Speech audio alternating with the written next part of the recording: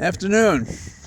Holly and I have taken our 20th anniversary down to Durham, North Carolina to visit with my brother-in-law, her brother, and family to give a little pause to what it is we do, which has been kind of frenetic for this year.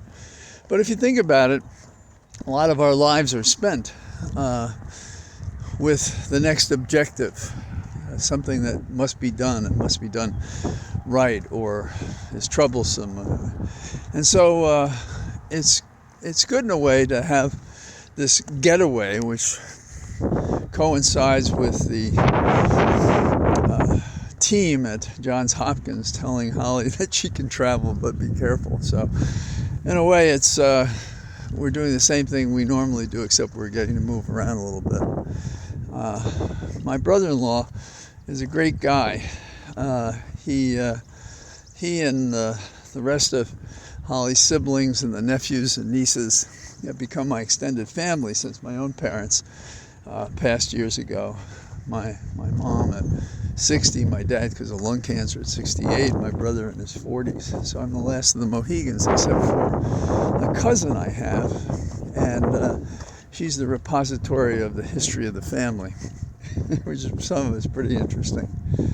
But today, you know, you read the headlines and so forth, and you can't help but say, if we were to live in our ordinary lives the way these public figures do, our life would be a complete and total misery. I mean, the things our politicians say to get votes and that voters respond by supporting them is astonishing. You know, and I think of this guy Murdoch killing his family, but I'd find it a more comfortable result if the government hadn't poured into the record stuff about frauds he committed that it seemed to me really are unrelated to the murders.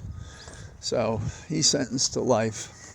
My niece, who's a genius, is working on the Innocence Project in New York. And my entire life I've thought that what they do in that project is magnificent, because what they're doing is they're saying our system really doesn't work because we convict people who are innocent. And they've proven over time that they've convicted people and sentenced them to death, and they've died and they were innocent. The notion that you can find this out and be assured it's true has been DNA. Now, DNA as a science has to be treated very carefully too. But Barry Scheck, who's an old friend of mine, haven't been in touch for years, he and his partner are in charge of this, and they've done a lot of good in their lifetime. And Barry's one of these lawyers that takes seriously that life is wasted if it's not spent on good things. And I am curious to watch what happens in Murdoch going forward. I know people who've been following it. I am not one of them. I haven't been following them enough to be responsible in my opinions about it, I suppose, because all I heard were snippets of the examination of the defendant and snippets of the summations to the jury. But those pieces made me feel discomforted with the result. And so I'll be interested to see what the appeals look like now that he's been sentenced to life without parole. But there are these decisions we make all the time about health and welfare. My brother-in-law is a pharmacist, and we were talking about how we should, I think I've disrupted the quiet setting here in Durham, North Carolina.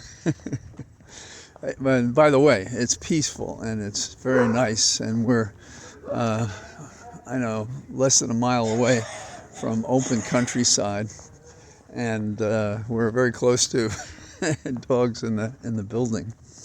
So my thinking today is, if you get a chance to do what Holly and I are doing for our anniversary, you should do it. Meaning, get away from, as best you can, for a couple of days, the regular schedule that you have, and remind yourself of who you were and who you are and where you want to be going. The thing about age is it's not meant for the faint of heart. And we see it every day. And Holly and I have been reminded of it because of her condition. We're very grateful for everybody who's spoken so nicely and helpfully and caringly, if that's a word, about our predicament. And we walked where I'm walking now, several miles, and no problem. Whereas after 5 minutes, under the old regimen, the old lungs, we'd get 5 minutes and that would be it. So this is kind of a celebration of the, if you will, the victory lap that Holly did yesterday. And she's talking about doing a 5K in May. So, I'll help her train for it, see if she can do that. The problem these days are the side effects of the medicine. And one of them sometimes is dizziness. And so she wouldn't want to have that if she was in a 5K. So I'll talk to you about hard news maybe tomorrow. But today, just a thought for meditation, to take care of yourself, meaning soulfully, physically, mentally, familiarly within your family. So all the best. Talk to you. Bye-bye.